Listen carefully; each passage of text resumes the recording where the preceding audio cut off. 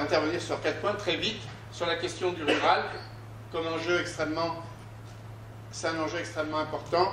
Ensuite, sur la question jeunesse et territoire, donc pour moi, question de place. Ensuite, sur question culture et jeunesse, et revenir sur quelque chose qui a été porté fortement sur la question de l'offre. Et enfin, revenir sur peut-être ce qui a déjà été dit, peut-être mieux que moi, mais sur la question de territoire et culture comme enjeu de développement local, qui me semble aussi un élément important. Donc sur ces 4 points.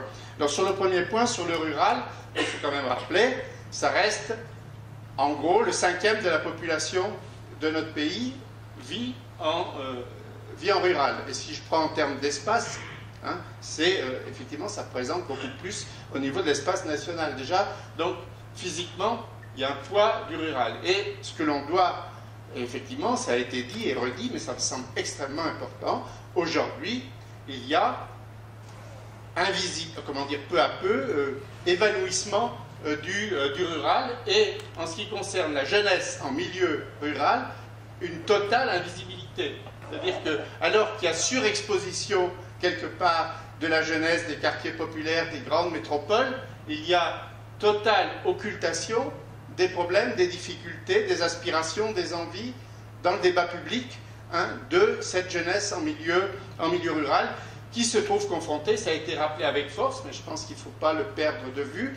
Pour moi, 3 grandes questions qui sont effectivement les questions d'accès à la formation, hein, puisqu'il y a on laisse de côté la question de l'emploi, hein, accès à la formation, effectivement, donc je suis en milieu rural, accéder à une formation, c'est beaucoup plus difficile qu'en milieu urbain, qui renvoie à la deuxième question, qui est celui de la mobilité. On y est revenu, mais c'est une question centrale en milieu rural. Des espaces, les distances se creusent, et si on ne traite pas de la question de la mobilité, et si je mets en rapport avec ce dont on débat de ce soir, c'est-à-dire la question de la culture, ça devient encore plus complexe, puisque, quelque part, la question de la mobilité, c'est...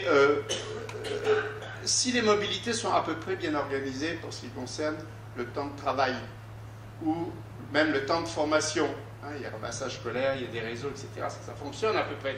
Mais dès que je sors du temps de travail et du temps de formation, il n'y a plus de mobilité, ça devient une peau de chagrin.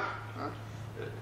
Donc, et on a vu aussi également l'effet, comment dire, extrêmement destructeur de cette question de mobilité, par exemple sur le comportement des étudiants de l'IUT, sur lequel, effectivement, les temps de mobilité pèsent énormément sur leur inscription sur le territoire et rendent problématique leur inscription sur le territoire. Parce que quelque part, effectivement, ils vont rentrer, bon, soit ils rentrent chez eux tous les soirs, et donc c'est du temps qui est passé sur la route, ils ne s'inscrivent pas dans la vie de digne, soit ils rentrent tous les week-ends, et donc ils vont travailler un maximum pendant la semaine, hein, pour pouvoir avoir du temps à eux pendant le week-end. Donc après on comprend mieux comment ça fonctionne par rapport à leur possibilité de s'investir sur le plan culturel. Le deuxième point, toujours par rapport au rural, c'est effectivement, mais c'est ce que les sociologues appellent la convergence, hein, c'est-à-dire qu'aujourd'hui, convergence culturelle, c'est-à-dire qu'en gros les aspirations culturelles d'un jeune milieu rural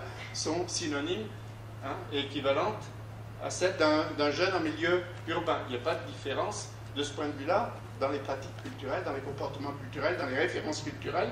C'est des cultures totalement partagées, mais avec effectivement là aussi une profonde inégalité, c'est-à-dire qu'en termes d'accès, aussi bien en termes de consommation que de pratique, il y a de fortes différences, de fortes inégalités qui apparaissent. Donc, inégalité ville-campagne, en ce qui concerne les conditions pour un jeune d'accès à la culture, et souvent, comment dire, le rejet qu'ils ont du territoire rural est lié à cette difficulté, comment dire, par rapport à un jeune urbain, hein, qui les enferme dans une représentation stigmatisante du plouc, etc., qui est enfermé sur son territoire, mais c'est quelque chose de tout à fait important. Puis deuxième, donc ça c'est un clivage entre les jeunes urbains en général et les jeunes ruraux. Et puis un deuxième clivage qui me semble extrêmement important, c'est que, comme ça a été rappelé, et il ne faut pas l'oublier, il y a de profondes inégalités en milieu rural. Et en particulier par rapport aux questions de culture, puisque quelque part, ça renvoie directement aux mobilités et à la possibilité de bouger. Et c'est vrai que de ce point de vue-là, il y a de profondes inégalités. Si je suis fils d'un bourgeois qui a, ou d'un cadre qui a une voiture ou deux voitures, etc., la question où la mère de famille ne travaille pas éventuellement, la question de la mobilité, elle va se poser tout à fait différemment pour quelqu'un qui a moins de ressources, qui n'a pas de moyens de locomotion. Et on sait par exemple des effets tout à fait désastreux de ces familles venant de quartiers populaires qui viennent s'installer en grands périphériques urbains parce qu'ils pensent qu'ils vont vivre mieux, qu'ils vont échapper à la loi de la cité et à toutes les contraintes, comment dire, d'un grand quartier populaire, mais qui vont se retrouver avec une question qu'ils n'avaient pas du tout vue, c'est bouger. Hein. Bon, maintenant on est à 40-50 km de la ville, mais il faut bouger. Il suffit que par exemple ils divorcent, diminution brutale des ressources, plus de moyens de locomotion, les jeunes totalement enfermés, piégés dans cet espace, et avec pour eux là une perte forte en termes d'accès à la culture. Donc ça c'est pour le problème sur le problème du rural. Après sur le deuxième problème, sur la deuxième question, bon alors là, on pourrait développer, mais effectivement jeunesse et territoire, ça me semble extrêmement important puisque quelque part il y a quand même un présupposé, c'est que il y a les habitants sur un territoire, quel que soit ce territoire, et puis il y a les jeunes à côté. C'est-à-dire que les jeunes ne sont pas, à travers même cette représentation, l'idée que les jeunes ne sont pas des habitants, hein, donc quelque part ne sont pas reconnus a priori comme des acteurs sur ce territoire. Hein. Alors on a beau dire que donc effectivement pour moi la question de la place est un élément important. Il suffit de réfléchir, et donc vous pouvez faire l'examen sur vos territoires respectifs si vous êtes ça se passe plus ou moins bien selon les réponses qui sont données à ces trois questions. C'est-à-dire sur le territoire de ma commune ou de ma communauté de communes. Quels sont les espaces physiques où les jeunes peuvent se retrouver? Est-ce qu'il y a des espaces physiques où les jeunes peuvent se retrouver ou pas? Et on sait que souvent ces problématiques est source de tension. C'est le syndrome abribus ou porche de l'église, parfois, mais c'est plus rare, de la mairie. Donc c'est souvent porche d'église ou l'abribus qui sont des lieux où se cristallisent les conflits. Mais derrière, on a dit ces jeunes, ils communiquent plus, ils sont tous avec leur baladeur sur le casque sur l'oreille, et puis quand il n'y a pas le casque sur l'oreille, c'est le téléphone. Et puis sinon, ils sont derrière leur ordinateur. Le problème, c'est que, mais après, on a dit, j'ai entendu, ils viennent à la bibliothèque pour se chauffer, ou alors, quand ils se retrouvent, c'est pour se divertir. Hein, bon, là, il y a un vrai problème. Hein. Et on dit qu'ils ne parlent pas, mais quand ils parlent pas bien, ou c'est pas valorisé.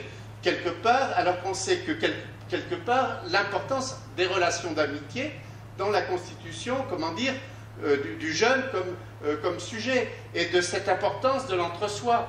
Donc, et comme préalable, à mon avis, à toute activité culturelle.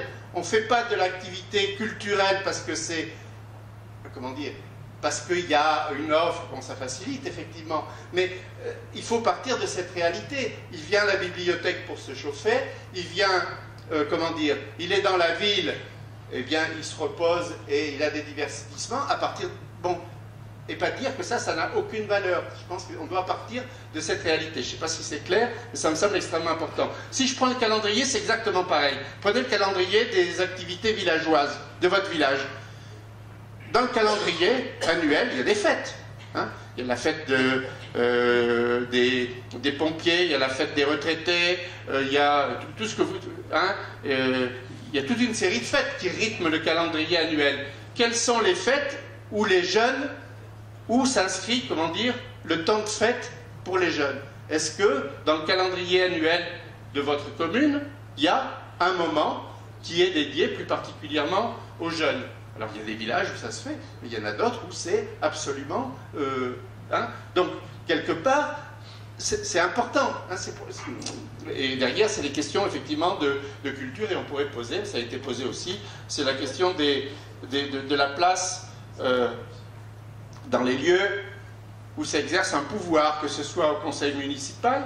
Hein. Alors évidemment, on leur dit qu'on leur met un conseil de jeunes, mais est-ce que ce conseil de jeunes, on l'écoute? Hein. Est-ce qu'on prend en compte ces remarques? Est-ce qu'on prend en compte ces propositions? Est-ce qu'on prend en compte ces initiatives?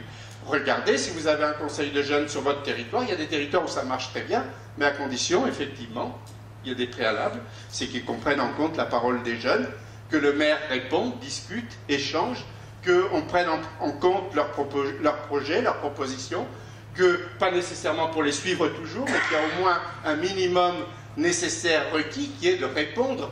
Hein, de répondre pourquoi on ne suit pas une proposition, pourquoi on ne le fait pas, pourquoi on ne peut pas le faire. Donc derrière, effectivement, c'est la question très complexe sur laquelle j'aurais voulu m'étendre, c'est-à-dire sur la question effectivement, de reconnaissance. Hein. C'est-à-dire qu'il y a un préalable, c'est celui de la reconnaissance des jeunes comme capables. Hein. Alors si on reprend les formules de Ricoeur, c'est pouvoir dire, pouvoir agir, pouvoir raconter. Hein. Et ça renvoie directement à des enjeux culturels. Hein. Pouvoir dire, pouvoir agir, pouvoir raconter, hein, c'est la culture, c'est à travers la culture que ça se développe. Je passe, parce que sinon on ne va pas s'en sortir, il faut me dire si quand je dois arrêter, parce que... troisième point, autour de la culture et jeunesse. Bon, alors on sait que la culture, c'est un élément extrêmement important dans le processus d'autonomie du jeune et sa construction comme sujet autonome. On sait d'ailleurs que la première manifestation d'autonomie par rapport à sa famille s'exerce dans le champ culturel et qu'elle s'exerce, on le sait aussi, de façon de plus en plus précoce, voir les études du ministère de la Culture et en particulier de Sylvie Octobre sur cette question. Deuxième élément, on sait, ou on l'oublie très souvent, que malgré tout ce que l'on peut dire que les jeunes ne s'intéressent pas à la culture, etc., le quart, en gros, en ce qui concerne la fréquentation des grandes institutions culturelles, ce sont des publics jeunes. Hein, c'est le quart.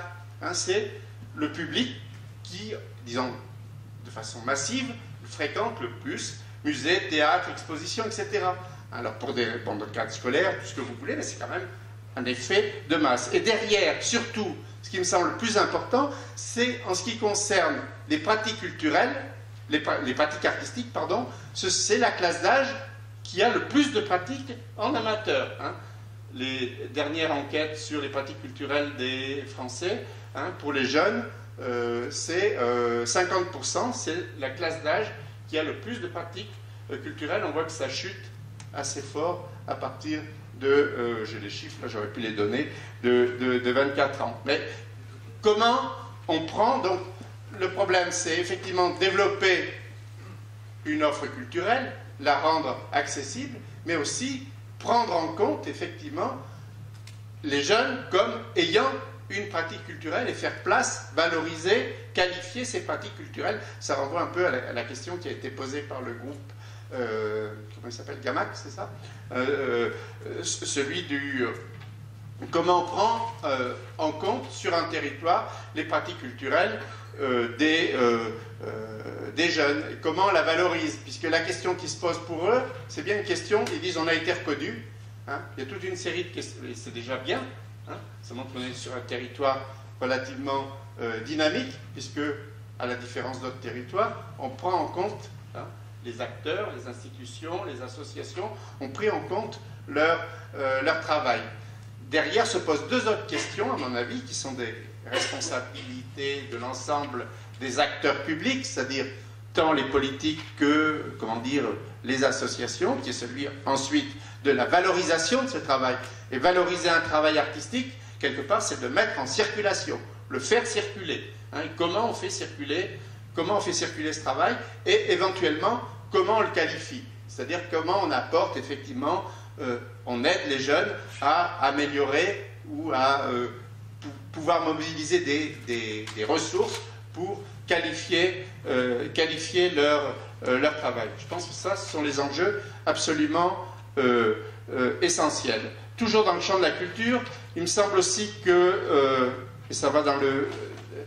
c'est aussi, là, quelque part, on ne peut pas penser uniquement, je pense que l'extériorité, on a discuté tout à l'heure des mobilités internationales et de la mobilité, de l'importance des mobilités internationales, et je pense que même si ça coûte cher, c'est extrêmement important, et c'est d'autant plus important qu'on a avec des populations qui sont peu mobiles spontanément pour toute une série de raisons qu'on ne doit pas non plus stigmatiser. C'est-à-dire que quand un jeune en milieu rural qui est dans une situation, comment dire, d'isolement, d'enfermement, refuse de bouger, il a aussi de bonnes raisons de ne pas bouger. Hein, il ne faut pas oublier, il a de bonnes raisons de ne pas bouger. Parce que si il bouge, il perd le rare, comment dire, le peu de capital dont il dispose, en particulier de capital symbolique, de capital culturel, de réseau d'amitié et de solidarité. Hein. C'est ça qui risque, hein, le risque de partir. Donc, c'est difficile, il faut faire attention sur, comment dire, l'obligation systématique à la mobilité. C'est quelque chose de compliqué, qui nécessite un gros travail, et si on est dans une société, comment dire, de la mobilité, on a une lourde responsabilité, et que la société doit effectivement accompagner, aider, même si ça a un coût et si ça a un prix. Je pense que c'est un autre... Bon, là même, j'avais des expériences là sur Aubagne extrêmement intéressantes, où les jeunes, bon, aller à Marseille, c'était déjà le bout du monde, mais par exemple, effectivement, ils avaient plus de facilité pour aller à New York. Mais dernier élément, c'est sur territoire et culture. Je pense que territoire et culture, derrière, c'est un élément essentiel de développement, à plusieurs titres. C'est-à-dire, quel est le problème il y a un problème qui tourne autour de la question d'une classe d'âge en milieu rural. Hein. C'est effectivement les 16-25, et en particulier les plus dynamiques. En général, ils vont continuer des études, ils sont ailleurs. Alors, comment je peux, hein, quel est l'instrument privilégié pour maintenir un lien et, comment dire, maintenir ce capital investi sur le territoire? C'est essentiellement à travers des pratiques culturelles. On sait que le jeune qui revient, eh bien, c'est le jeune qui était engagé dans une pratique culturelle sur son territoire, parce qu'il a un groupe de musique, parce qu'il organise un festival, parce qu'il investit sur une manifestation.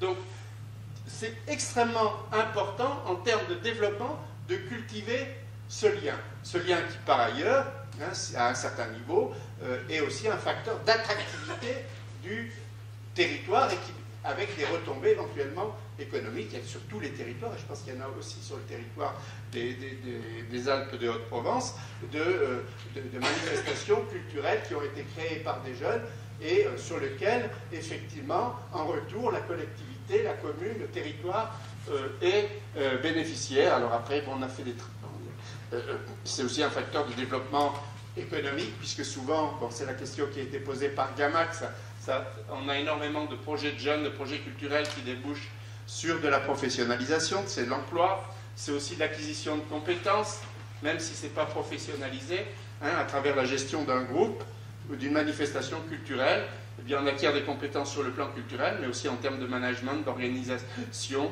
de communication, et c'est aussi, troisième aspect, c'est un élément, et ça a été fortement, j'ai bien aimé l'exemple de Gamac, posé comme expression aussi de la culture et de l'identité d'un territoire, hein, à travers le croisement entre une pratique qui est complètement contemporaine, qui est celle du hip-hop, et d'éléments de culture de ce territoire. Et à partir de là, c'est aussi potentiellement, si c'est bien compris par les acteurs publics, un atout important.